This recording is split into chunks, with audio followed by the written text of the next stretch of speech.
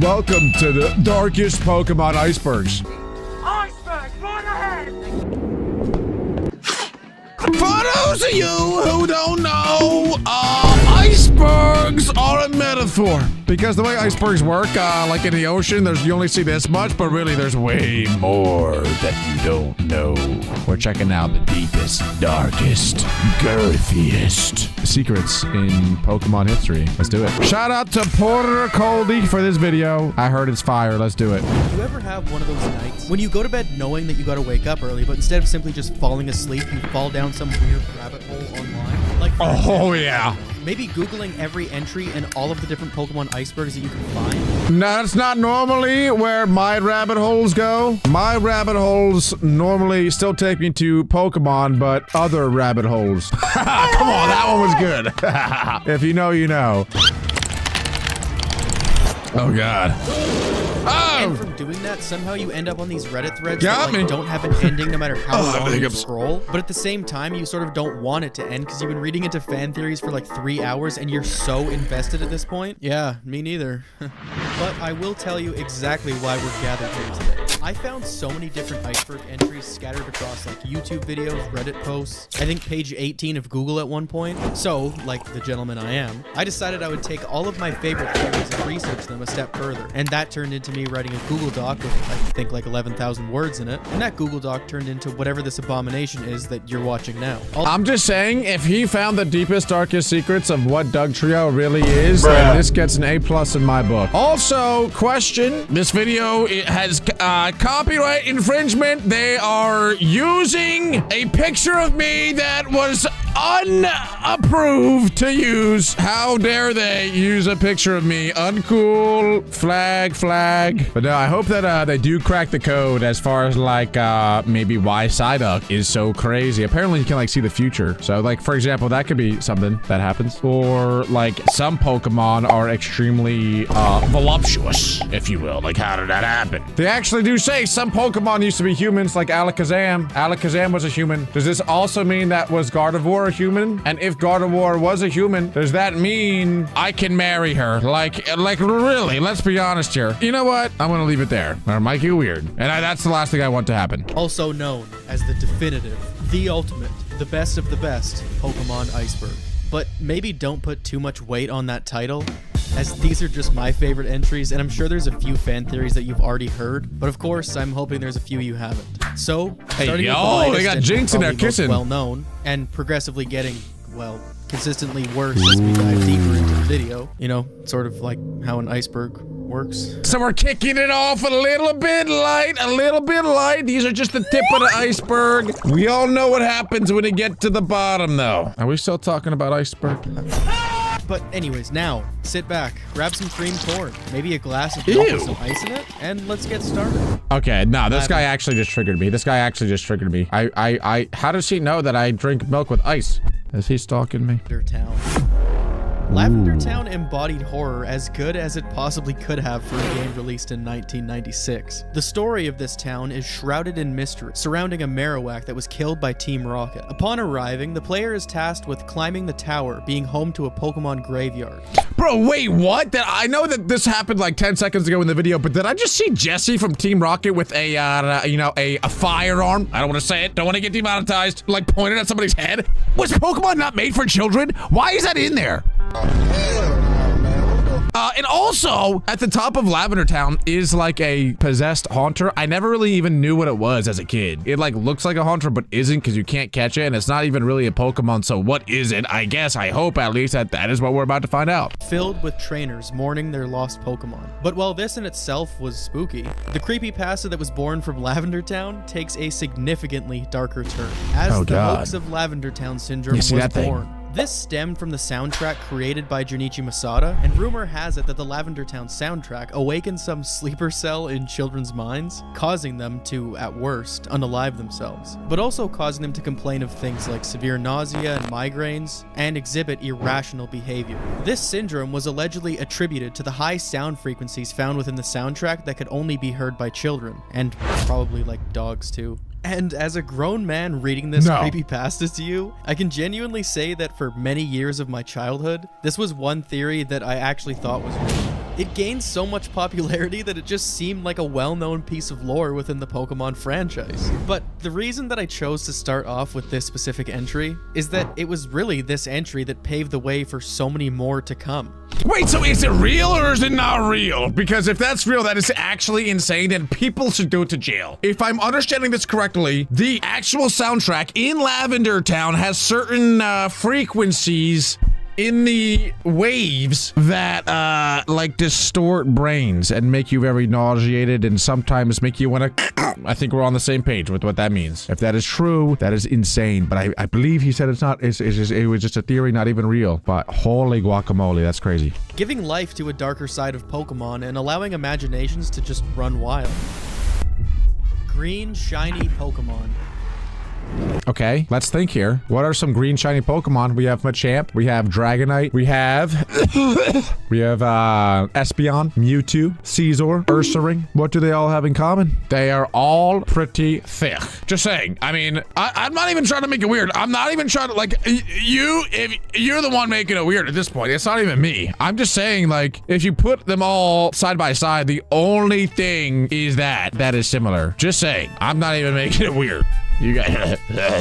Shiny Pokemon are rare variants of Pokemon that are differently colored than other Pokemon of their species. If you're feeling lucky, you've got a 1 in 8,192 chance of stumbling upon one, meaning that ultimately the majority of casual players are unlikely to ever cross one in their journey. Depends on the game. Some have incredible. And there are ways to, we all know this, there are ways to make that number much better if you can specifically shiny hunt. Variations. And some are so dog shit you probably wouldn't even be able to tell them apart from the original had I not told you that they were shiny. But no form of shiny is more widely despised than the infamous mustard green shinies that lurk among us. There are well over 100 green shiny Pokemon, ranging from a neon green so bright it could blow your eyeballs clean out of their sockets, to a honey mustard relish mix so unappealing that if I ever did find one in the wild, I would probably just smile and nod and continue to walk past. Wait, am I the only one that actually doesn't mind Groudon shiny? I will agree that a lot of green shinies are pretty trash. Like, I don't like Machamp. Obviously, Dragonite's terrible. Espeon, eh. But Groudon, I actually kind of like. I can't even lie. It's more yellow, though, than green, to be honest. Past it. The alleged reason behind the seemingly never-ending horror of ugly shiny Pokemon is said to have been due to an algorithmic sort that hand-picked the colors that a shiny variation would be given. This is said to be the reason behind the shiny variations of Pokemon like Gengar or Garchomp that are virtually the exact same color.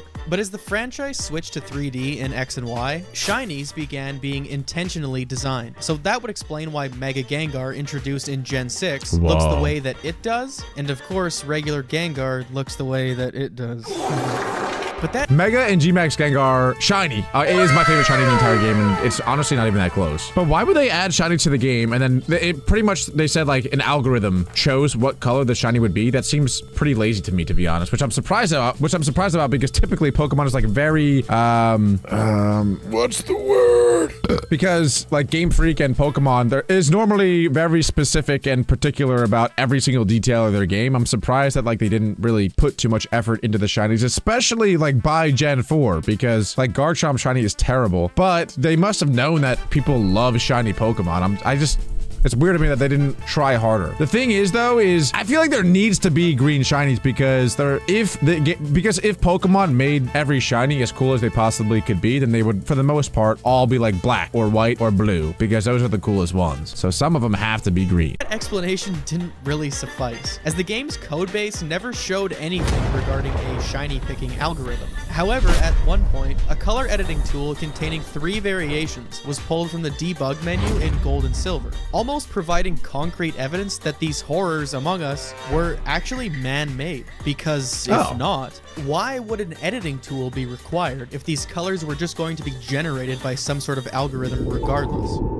Clefable's shadow. Since Pokemon's conception, fans have picked up on the striking similarities that exist between Gengar and Clefable. This is true. People say that Gengar is just a dead Clefable. It's the ghost of Clefable. But I don't know why it would get so much stronger, because Clefable is kind of booty cheeks, and then Gengar is awesome. Very strong. Actually, Clefable, it's not the worst. It's not the worst. It does get like unaware and magic bounce. Good typing, good coverage, terrible stats though. On the surface, it's not really there. But if you solely look at these two Pokemon from a design perspective, these two share almost identical bodies, arms, legs, and ears. Hair and tail being the only defining characteristics that really set these two apart. So now from this, it's theorized that Gengar could be Clefable's shadow, outside of being known as the shadow Pokemon, and its name supposedly being derived from the word doppelganger, meaning the ghostly double of a person. Why does that creep me out? Well, that creeped me out a lot. To support this theory, with Clefable's Pokemon Red and Blue entry reading, a timid fairy Pokemon that is rarely seen. It will run and hide the moment it senses people, while Gengar's reads a much different.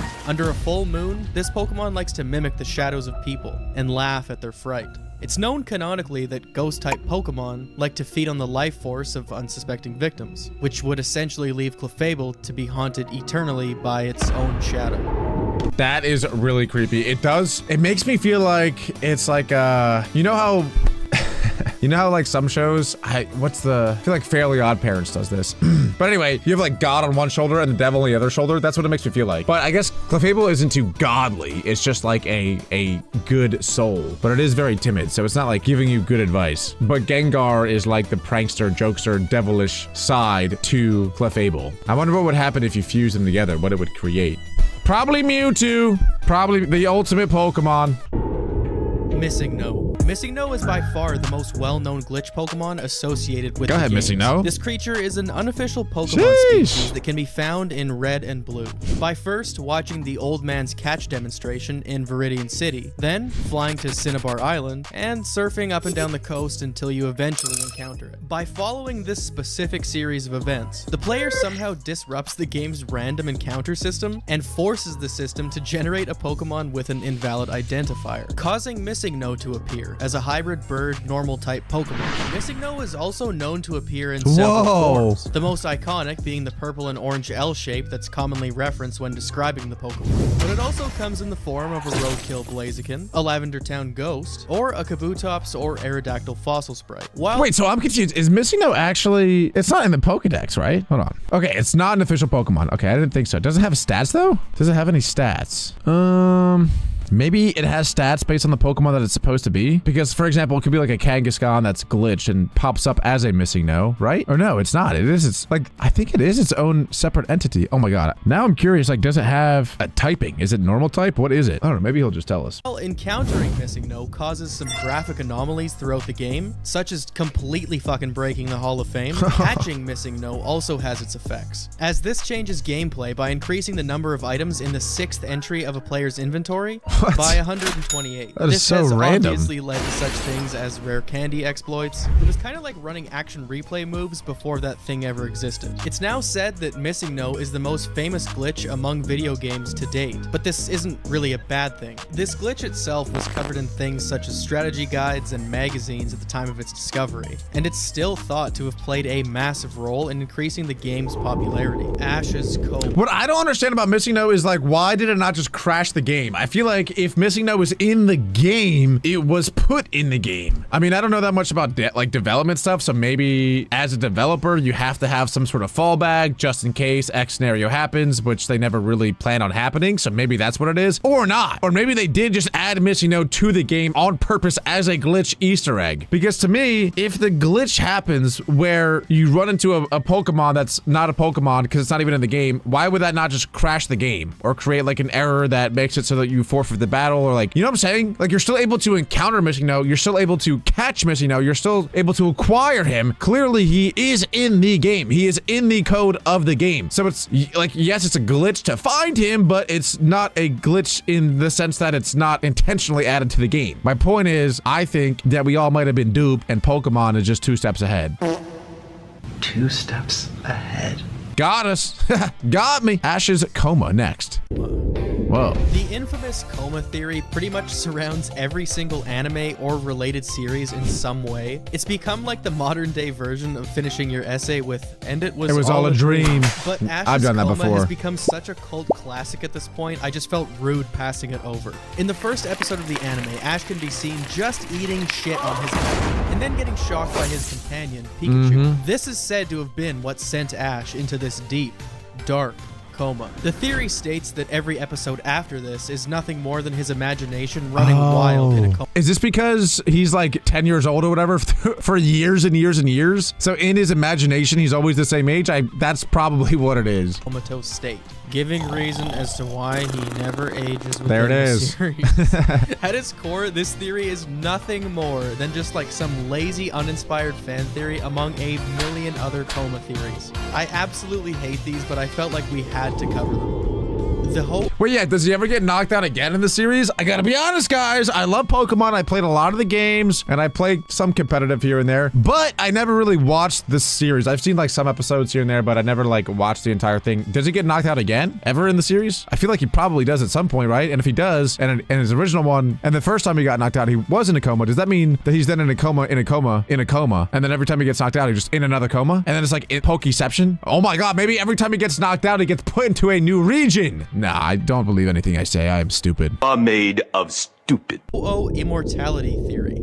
In the very first episode of the Pokemon anime, Ash sees the legendary Pokemon Ho-Oh fly above him as he stares in awe. But what's peculiar about this being put on display in the first episode actually comes from the Pokemon Diamond and Pearl Pokedex entry for Ho-Oh. And that entry reads, Ho-Oh possesses 7 colored wings, and it's said that those who see Ho-Oh are promised eternal happiness. The popular theory behind Ash seeing Ho-Oh in the first episode is rooted in the idea that Ash's version of eternal happiness lies in the worry-free life of an explorative 10-year-old. However, many people dispute this as the series actually revolves around Ash's journey to become the best Pokemon trainer of all time, something that a 10-year-old would potentially face difficulties in doing, and this entire theory being based off of one individual entry in an unrelated Pokedex seems like a bit of a stretch. But another thing that I've heard, those who see Ho-Oh when watching a Pokemon Iceberg video are more likely to subscribe, so hey, whoa, do it now, subscribe, do it now. What I don't get about Ho-Oh though, and a lot of Pokemon, is like they get different Pokemon entries for each different Pokemon generation, but it's still the same Pokemon. I don't understand why they have like so many different entries. And also, why was Ho-Oh even in the... Or like, why was he in Kanto? You know, like he's not even one of the original 151 Pokemon. He's in Generation 2, yet he was in the first Pokemon episode. Is it 100% confirmed that what Ash saw was actually Ho-Oh? Like that's 100%, right? Could it not have been a Pidgeot? You know what I'm saying? Like why was Ho-Oh in there? Because he wasn't even created yet. Because Ho-Oh is part of Gen 2. That'd be like if in the first episode he saw a Suicune. That don't make no sense. Suicune is Generation 2, not Generation 1. How could he have seen it in the first episode? I don't know. I would like to know the iceberg on that, please. What's the iceberg there? Spill the tea! Spill the tea! Mew is a failed Ditto clone. Mew being a failed Ditto clone is one of the theories on this list that actually has evidence to back it up. Wait, I thought that Ditto was a failed Mew clone, but he's saying that Ditto... Wait, did I say that backwards or did he say that backwards? I'm saying that I think Ditto... yeah, hold on. I thought that Ditto was a failed Mew clone, but he's saying that Mew is a failed Ditto clone. Huh? Wait, what? How? Making it one of the more believable theories that I was able to find. While many people deem it to be untrue, the similarities are kind of hard to combat at this point. Allow me to explain. Both Ditto and Mew weigh exactly 8.8 pounds, both of which have no gender, and these are the only 2 Pokemon who can learn the move Transform from level 1. This is incredibly rare, considering that only 2 Pokemon in the entire universe can actually learn this move. Even Zoroark's illusion ability, while similar to what Transform can do, is still leagues below how incredible this power actually is. On top of all of this, Ditto has 2 specific spawn locations, Cerulean Cave and the Pokemon Mansion. This carries significance because Mewtwo was cloned from Mew within the Pokemon Mansion. From there, it fled to Cerulean Cave where it made the cave its home. So with all this in mind, it's thought that at one point Ditto was to be some sort of Mew or Mewtwo clone, but obviously this idea was scrapped in production, leaving only a breadcrumb trail of a connection that could have been. Oh.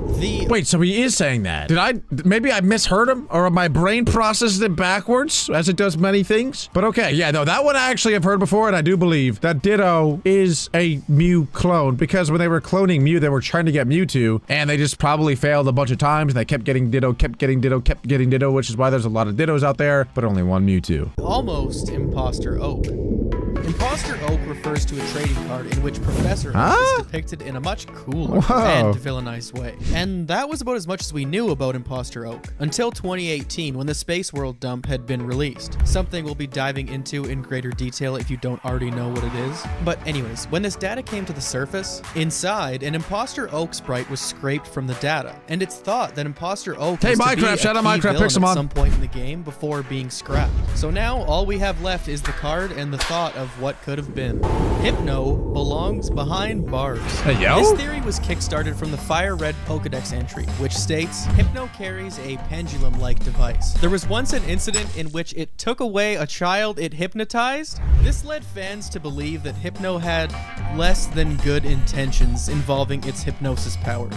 I'm pretty sure there's a couple of Pokemon that in their Pokédex entry, it talks about how they steal children. I think it was Drifblim or Drifloon. What is up with Pokemon and stealing kids? You see what I'm talking about? I intro this saying like there's some weird, deep, dark things going on in Pokemon. Exhibit A! Exhibit A! They're stealing the kids! Hide your kids! Hide your wife! There's a Pokemon in town! And not only are they stealing the kids, they're hypnotizing them. This is demonic. This is bad. Lock them up. I want to see Hypno behind bars with handcuffs. Guys, look up handcuffed. But I want that to be Hypno. Not me. No, wait, don't put me behind bars. Hypno, he's the one stealing the kids, not me, not me. And just in case that singular entry wasn't bad enough, Pokemon had doubled down with the release of their Sleeper 097 shirt. This shirt depicted a Hypno sporting his pendulum, leading two leading two children away by hand. Since this depiction, fan theories have absolutely run wild in every way you could possibly imagine. And really, like, can you blame them? And the majority— Bro, no way. I actually don't believe that. I actually don't believe that. If that is real, okay. What if I might dress up as Hypno for Halloween. Not because I like him, but because it's funny? I don't know. But holy, I did not know Hypno was like that, bro. That is insane. That is crazy. What does he do with the kids? Where does he take the kids? What does he hypnotize them to think?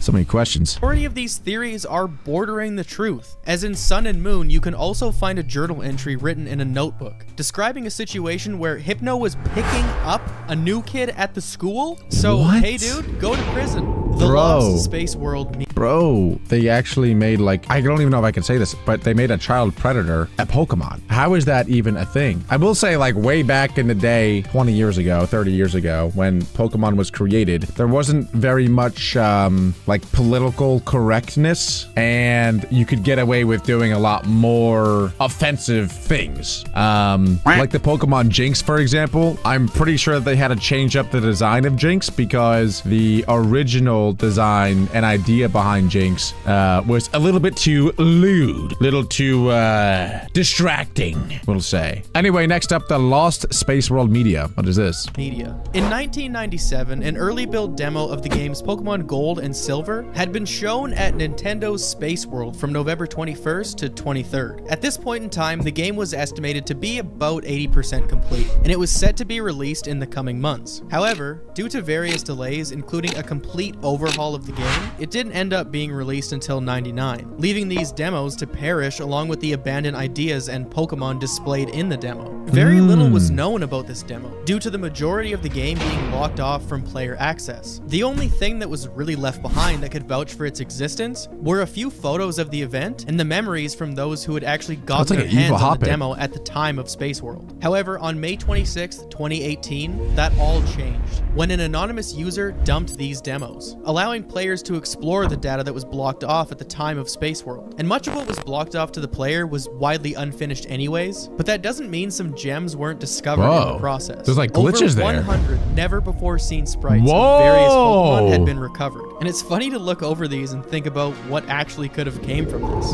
Spinda doubles. I wonder if there was any Pokemon in there that were never released, because those were sprites of Pokemon. I don't really care about like different types of sprites of Pokemon, to be honest, because whatever. We already know the Pokemon, it's just a different angle of the sprite. but I wonder if they had any like extra actual Pokemon in there that were never released. Also, I'm pretty sure recently I saw like on Twitter that there was a bunch of stuff that got leaked from like all the Pokemon games. I don't know if there's a video out on that, but if there is, if you guys want to let me know, I would love to check out everything that was just leaked. I remember I was talking to Arpus about it, and he said like there's some crazy stuff that that got leaked. So I'm down to check that out too. Spinda doubles. What is this? You all know Spinda, right? Of course you do. It's everyone's 905th favorite Pokemon. But hey, come on. Even though Spinda might not have an evolution or a single good stat, and while we're at it, seemingly any redeeming traits at all, I mean, I guess it's kind of cool that each and every Spinda that you see in the wild is sporting its own unique pattern.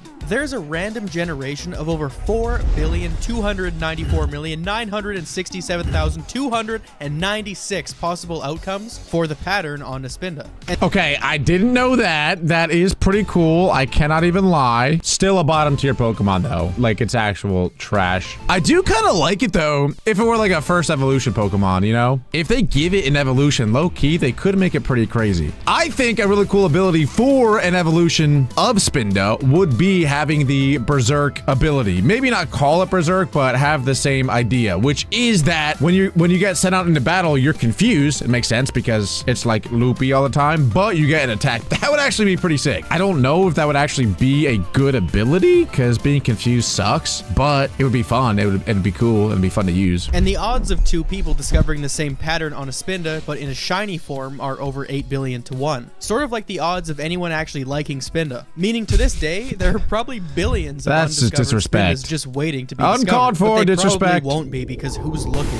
The Great Pokémon. Yeah, I mean, poor Spinda. Free my man Spinda though. Come on, let's get him an evolution. Let's get him an evolution. The Great Pokémon War. Pokémon War. The Great Pokémon War, or the Kanto Whoa. War, is a fan theory stemming from the gym leader of Vermilion City, LT Surge. When you first encounter Surge in Vermilion City, he speaks of how electric Pokemon saved his life during the war, but he never elaborates or really gives any further explanation on the topic. But in a world where children go out on great adventures, most adults you meet are either gym leaders or involved in organized crime, fans have started to come to the conclusion that the lack of young to middle-aged adults could allude to the fact that there was a massive war that took place in Kanto or involved a large portion of the population of Kanto. This idea caught some wind due to the fact that a lot of players in the game seem overly paranoid, as well as you, the main character, not having a father, and your rival being an orphan. While this theory has many branches that it can stem into, it always returns to LT Surge's initial statement. Bikini. I feel like if that was true, hold on, why does it say bikini balls in my screen right now? I gotta go back so I don't get distracted, because now I'm being flooded with thoughts of whatever bikini balls means, and I don't want to think about it. Anyway, I feel like if that were true though, we would have learned about it. Like we would have learned a lot more about the war and why it took place, how it took place, blah, blah, blah. So I don't know about that one. I will say though, that does sound like a really cool game. Like if there was a Pokemon War game where you actually have to build an entire army of Pokemon instead of having it be like a traditional 6 versus 6 battle, for example, it would be like a knockoff game, obviously, not a main series game, but I could see that being like a really cool thing. Like if you have like 500 Tyrannitars and 30 Greninjas, for example. I don't know, I'm just saying, could be cool. Kind of like a Clash of Clans Pokemon edition. Huh? Anyone? No? Just me? All right. Stem into, it always returns to LT Surge's initial statement. Bikini balls. Bikini balls, in let's Pokemon go. Black and White, when painfully trying to avoid those swimmer battles, if you encounter the right swimmer, you might learn something new about Pokeball storage in the world of Pokemon. Upon being challenged by this swimmer, she will say, if I'm wearing a bikini, where do I put my Pokeballs? Hey, yo, hold on. She probably has some very stinky Pokeballs. That's all I'm gonna say. This is even doubled down on later in the series. In Sun and Moon, when encountering a swimmer, she will say, it's tough fetching Pokeballs from my bikini. While maybe not a creepy entry in the series, you still can't deny that this is weirdly uncharacteristic for a Pokemon game to include things of this nature. Okay, you know what? Maybe fucking not, actually. The Hex... I will say though, again, I already kind of pointed or nodded to this, although Sun and Moon was released way later than the original ones, but back in the day, like it was way more accepted to have more adult-rated jokes and like in kid-friendly things like SpongeBob, for example. Great. It's actually a phenomenal example. There's a lot of references to adult humor, adult jokes in SpongeBob, but like SpongeBob clearly is made for kids, but it's a way to allow for an older demographic to still enjoy some of the comedy. You know what I'm saying? So I'm personally in favor of it now that I'm adult. I mean, I would have enjoyed it as a kid anyway, but let's make Pokemon adult again. I'm kidding. It still is adult. I love Pokemon. You guys know what I'm saying, though. Let's get like a crazy Pokemon game out. Let's get a really weird knockoff Pokemon game that's like R-rated. I would play that. That would be fun. Anyway, the Hex Maniac Ghost. Hex Maniac Ghost. It's no secret that X and Y had their share of creepy stuff taking place. But for years, fans have been stumped by the presence of a Hex Maniac who resides in Lumio City. You can find this ghost when entering the second floor of the office building. The lights will flicker and the Hex Maniac model will appear behind the player. Upon entering, the ghost will hover in front of you until she's about to exit the screen, but leaving one last message before she does. No. You're not the one. Pretty strange message to have coded into the game with no further explanation. But thanks to this ghost, many theories have been given life, such as this being an unauthorized implementation built by a developer working on the game. But that theory never gained much traction, as fans have suspected this Hex Maniac could have potentially appeared multiple times. If you visit the 4th floor of the hotel in Lumio City, you'll also find an identical character model, which doesn't necessarily mean it's the same person, although bearing a striking resemblance in the words that she speaks. If prompted, this new Hex Maniac will say, "Don't talk to me. If you do, I can't hear the elevator." The unknown character even makes a cameo in Omega Ruby and Alpha Sapphire, where you can find this alleged ghost girl hanging out in a cemetery. This theory was kind of hard to find information on, so if anyone has any like updated information regarding it, please feel free.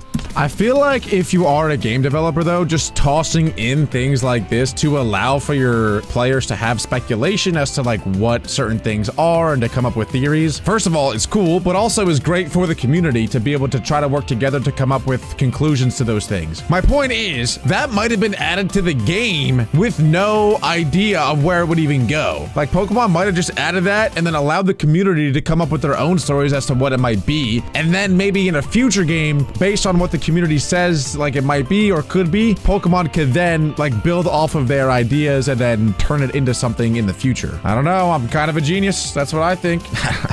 Comment below. Comment below anyways. Tell me how you're doing. Mewtwo.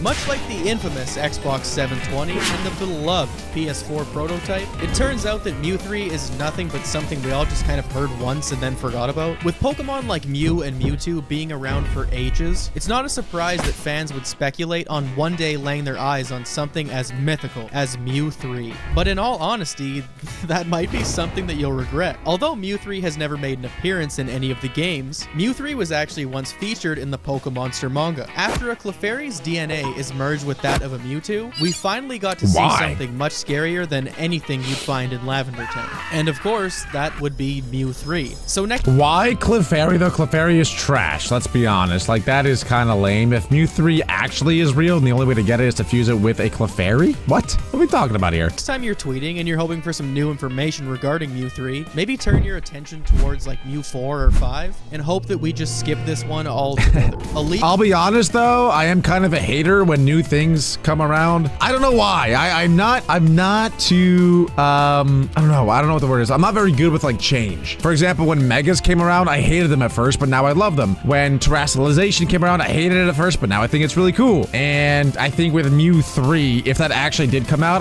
I feel like I would probably hate it at first just because I love Mew and Mewtwo so much that I feel like, what are we doing making a Mew 3? Like, it's perfect as is, don't change it. But then maybe down the line I actually would end up loving it. I don't really know. I hope that they don't make a Mew 3 though, to be honest. Illegal and banned. Illegal and banned Illegal Pokemon. Pokemon refer to a list of Pokemon that are not allowed to enter into competitive battles or tournaments. And for some reason, Hypno isn't on this list. That's the FBI's most wanted list. This list, however, consists of legendary mascots and event Pokemon. Mostly Uber Pokemon, it looks like. Pokemon cards. Now, usually, these cards get banned from the TCG due to overpowered strategies. But that isn't the case for a few banned cards. Some are outright banned due to their offensive artwork, such as Misty's Tears or this Grimer. Hold on. Cut the cameras. Misty's Tears.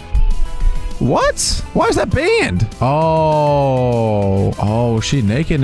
That is kind of crazy. I can't even lie. That is kind of crazy. I mean, I'm not going to show you guys, but isn't Misty like 12? She's 10. She's 10 years old. And there's a Pokemon card with her with no clothes on. I don't know, dude. I'm starting to get a little suspicious here. We got a Pokemon that steals children and hypnotizes them, and then we have artwork of a Nake child. Interesting game that we play. Bro, what are you doing? Illegal Pokemon are also known as hacked or glitched Pokemon, in which players can be banned if your punk ass is found using them in battle or trading them in online play. So if you've still got that Game Shark or Action Replay kicking around, make sure you flush it down the toilet right now before...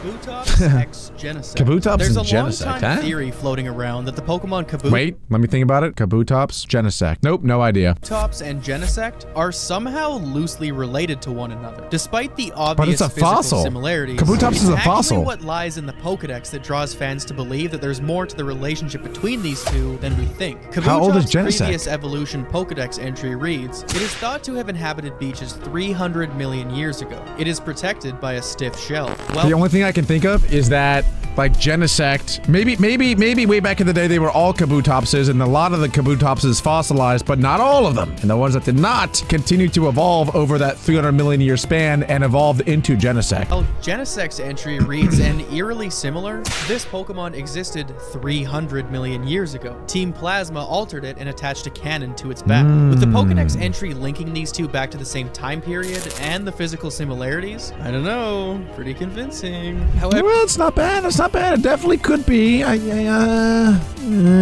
the only thing it said was that Team Plasma just attached a cannon to its back. That's it. Like, it didn't say that they altered anything else. it was argued that due to the fact that Kabutops is a rock-type Pokemon while Genesect is a bug steel, it doesn't really make sense. But based on looks alone, Kabutops was most likely a bug/water-type Pokemon, with the fossilization of its species being what actually caused the bug to rock-type transformation. So with all of this in mind, it would make a lot of sense to say that Genesect is actually nothing more than a genetically altered Kabutops. Leave a comment on this one. I actually want to know what everybody thinks. This is a theory that's been around since Pokemon first arrived on the scene. The dark and ghastly backstory of Pokemon being hunted and the predator-prey relation of Pokemon in the wild. But the bone-chilling reality is that, animals eat each other in real life too. And However, we eat it's animals. hard to call this entry a theory when several Pokemon are canonically known for being hunted down, sold on the black market, or for just simply being downright delicious. In the anime, it's referenced by Professor Oak that he would have eaten Gary's Krabby over ashes due to the size of it. Our good pal Appleton is known for having the flesh on his back chomped off by children. That's a real Pokedex entry. And in case you forgot, there's an entire plot line dedicated to Team Rocket selling Slowpoke tails, as they're supposedly one of the most sought after meals in the land. I was gonna say, I'm pretty sure like Slowpoke tails, maybe even Charmander tails too, I think, are eaten regularly in the Pokemon universe. And at first, I thought that was really like weird and messed up because they use Pokemon essentially as pets. But if you think about it, like we eat animals all the time, but I guess we don't eat our dog, you know what I'm saying? Well, not all of us. I don't, well, you know what? Leave it there. But I do eat other animals, you know what I'm saying? So it's not like that weird. And maybe if you're having one of those, you could wash it down with some of Shuckle's bodily fluids. But outside, it's... Wait, what? Huh? Hold on, what does that Pokédex entry say? Shuckle quietly hides itself under rocks, keeping its body concealed inside its hard shell while eating berries in a sort of way. The berries mix with its body fluids to become a juice. So if I say that I want to suck a Shuckle, that's not weird, right? I wouldn't drink the fluids of Shuckle. Is that sus or no? Because like, it's juice. I'm just drinking juice. It just so happens to be the juices of a Shuckle. You're the one making it weird, not me. Simply just eating these Pokemon. The poaching and hunting of Pokemon is also known to be true. Gabite's scales can be ground up and used in medicinal powder, and for the love of God, we can only hope that Gabite actually sheds these scales from time to time. Otherwise, the nod can be taken that humans are known to hunt and slay these things in the name of scientific discovery, so hey, it's okay. But other Pokemon, like Sharpedo for example, have almost gone extinct due to the overfishing or hunting of the species in order to sell the dorsal fin, as just like that slippery slowpoke tail, this was considered an elite delicacy. I do wonder, like, what weapons they have in the world of Pokemon. Like, do they use, because I've never seen like a bow and arrow or any like hunting gear be, oh, I mean, I guess there's fishing rods. They do, okay, fishing rods, that's definitely one. But I've never seen like any Pokemon trainers with like, you know, an RPG. Does that exist in the Pokemon world? Or do they just use other Pokemon that they have to hunt their food? You know what I'm saying? Like, if you have a Charizard, you could just go tell your Charizard to go hunt a Psyduck, and then, you know, that's dinner for the night. Mindy's Haunter. Okay. How about Mindy's Nuts? I'm playing, I'm kidding. It's Haunter. What is this? In Pokemon Diamond and Pearl, there is a rotten old offering to trade your Metacam for her Haunter. On the surface, I'll do anything. Yeah, I'm in. I'm in. Yes, whatever you say. this is an incredible deal. If you're a veteran of the series, then you probably already know that Haunter is only known to evolve by trade. So this essentially guarantees you a Gengar. But upon making the deal with Mindy, you might notice something strange. When this Haunter arrives, it's still a Haunter. Upon finalizing this trade, Mindy will laugh and ask if her Haunter had turned into something else, before saying, "Just kidding, bro," and telling you that she actually made it hold something to prevent evolution. Okay, that is real behavior. I can't even lie. That's crazy. So she put an Everstone on the Haunter so that when it does get traded, it doesn't evolve. What Everstones do is that they make it so that your Pokemon don't evolve. But she doesn't tell you that before you trade for the Haunter, so you as a player think that you'll be getting a Gengar. I don't understand why she did that though. Like, what is even the point? What, other than like, ha, joke's on you. But she doesn't benefit from that at all. An Everstone. And simply by doing this, Mindy has gained the opposite of a cult following. A deep cult hatred. With the subreddit r/Mindy garnering over 20,000 Oh users. my god, that's crazy. I did not know that any character in a Pokemon game got that much hate, let alone some side character that really doesn't have anything to do with any main plot. Glitch City, what is this? Glitch City is a map loading glitch that can be accessed through Pokemon Red, Blue, and Yellow. Glitch City can be accessed by following a plethora of steps that involve going in and out of the Safari Zone, saving, restarting the game, emailing me your credit card details, and a few others. Okay, dude, you got me once. Shame on you. You're not gonna get me again. Shame will not be on me. I will not give you my credit card and social security number and home address again. Arrived inside Glitch City, it's a bit of a visual dumpster fire.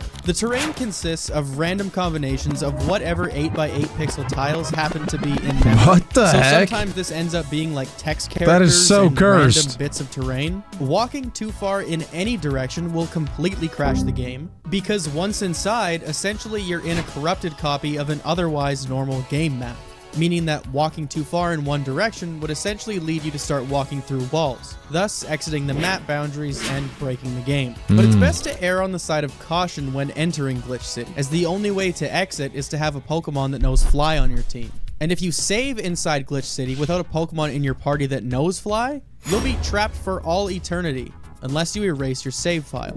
Beneath... I was wondering if there's any way to actually soft lock Pokemon, and it seems like there is, but you have to glitch to do it. It's not like a legitimate way, I guess. I don't know. Anyway, beneath the Mimikyu's rag. Ooh, okay.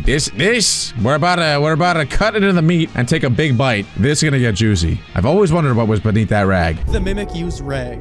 Mimikyu is a small Pokemon whose body resides underneath a musty old Pikachu rag, only leaving what is to be considered the fringe of a foot or a lower body visible underneath. And while we both sit here wondering what lies underneath, that's actually an answer we both might not want. According to the Sun Pokedex entry, a scholar who once saw what lied underneath this rag was overwhelmed by terror and died from shock.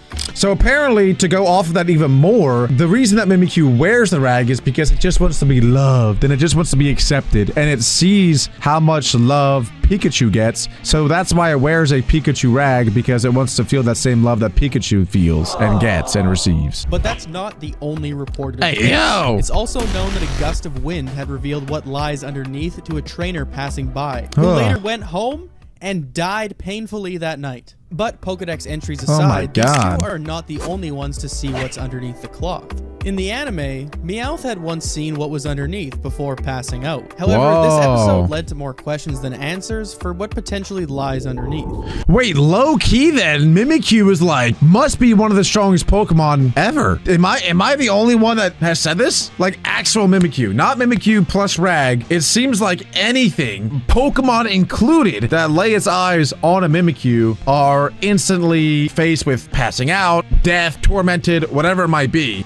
But nothing good, that's for sure. And Mimikyu isn't even using an attack. It's just the way that it looks. So low key, actual Mimikyu, strongest Pokemon ever? Question mark? Kadabra, cause and effect. 2 decades ago, magician and illusionist, known for his iconic spoon-bending tricks, Uri Geller sued Nintendo in a California court for its Kadabra Pokemon card. Like, he didn't sue them for the Pokemon card, he sued them like because of the Pokemon card. Alleging that the company used his likeness to create the character. The psychic Pokemon, which is always seen holding a bent spoon, is named Younger in Japan. Essentially, you know, kind of linking him to the illusionist. And with this lawsuit coming at the height of the card game craze, Yuri had requested a halt to the creation and printing of Kadabra cards, which has been the reason behind the Pokemon's absence from the game to date. However, this story is one with a happy ending, as Geller may have finally come to his senses a mere 20 years later, tweeting, "I'm sorry for what I did 20 years ago, but you can learn from mistakes, even more than you can learn from success," allegedly lifting the ban of Kadabra card. But the Pokemon Company never replied to this, nor have they slapped Kadabra's face on any shiny cardboard. So I think this is one curious case that we just might never find to be resolved. That's pretty crazy. And honestly, that guy should have been honored to have a Pokemon pretty much named and based off of it. If anything, that should have just boosted his notoriety across the world. For example, there's other Pokemon that I think are way worse than Kadabra being based off of him. For example, Hitmonchan. It's literally based off of Bruce Lee and Jackie Chan. One is a boxer, one is a kickboxer. Bruh, I don't know. I feel like I would be honored. Hey, Pokemon, if you guys want to name a Pokemon after me, make it like, I don't know, super tall and handsome and epic and strong and fast and definitely not lonely, because I'm not lonely. I have friends, so make sure it's like super social and has a lot of friends. Make sure that it is like super cool and doesn't feel like depressed ever. And then name it something like Alakazam. Make it Alakazam Part 2, but then make it look like me, act like me, and super cool and strong and stuff. And thanks. And I won't sue you. How about that? Pokemon X Special Edition. A post on the r/gaming subreddit from a user that goes by the name of Gaming Prime had showcased a very unique version of Pokemon X. And this post reads as follows. So I've been told by Nintendo's repair center that there's nothing wrong with my game, right after they wipe 30 hours of gameplay. I present to you Pokemon X Special Edition. That's exactly what this user did. Attaching an album of horrifying photos depicting a clearly broken and bugged out version of Pokemon X. I mean, the most obvious issue being the lack of faces, but if you thought having no face was bad, how about no back at all? Bro, this is so cursed. Character and NPC heads seem to be missing as well, with certain textures just subbed out for a black hole alternative. But after further inspection from our good personal friend Gaming Prime, this user had actually figured out that it wasn't the game at all, but instead it was a faulty 3DS. But despite the game borderline being unplayable, I still don't think that I personally would have returned this console. However, for Gaming Prime, this story has a somewhat happy ending, as it appears that they were able to get a refund or exchange for the bugged console. That is not even that bad. That was not even that bad. Now, if it was the game and there was like a secret game out there that just got rid of everyone's faces, that would be creepy. That'd be freaking weird.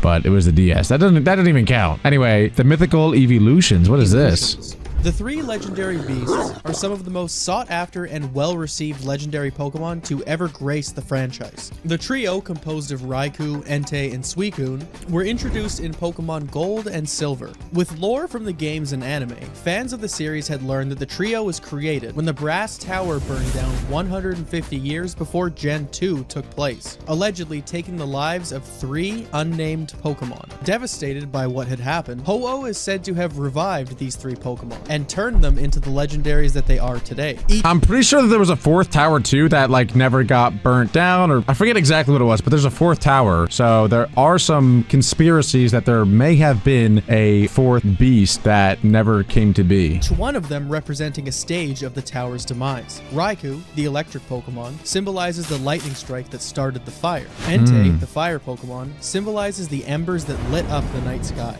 And Suicune, the water Pokemon, symbolizes the rain that eventually extinguished the flames. This has left fans to theorize over the potential matches that these three Pokemon could have been, eventually coming to the conclusion that these three dogs were actually the three original evolutions prior to their untimely death. Pokemon... Bro, that would be crazy if they were pretty much like mega evolutions in a sense. Maybe they were the evolutions and then Ho-Oh just like graced them with legendary stuff, a little bit of legendary English, if you know what I'm saying. Also, hold on, this doesn't even really make that much sense because the brass tower burned down, but then the three represent... Devastated by what had happened, Ho-Oh is said to have revived these three Pokemon and turned them into the legendaries that they are today. There still are a ton of deep dark secrets in Pokemon, and if you guys want me to continue checking out stuff like this, make sure to leave a like, subscribe, and click right here for another awesome video.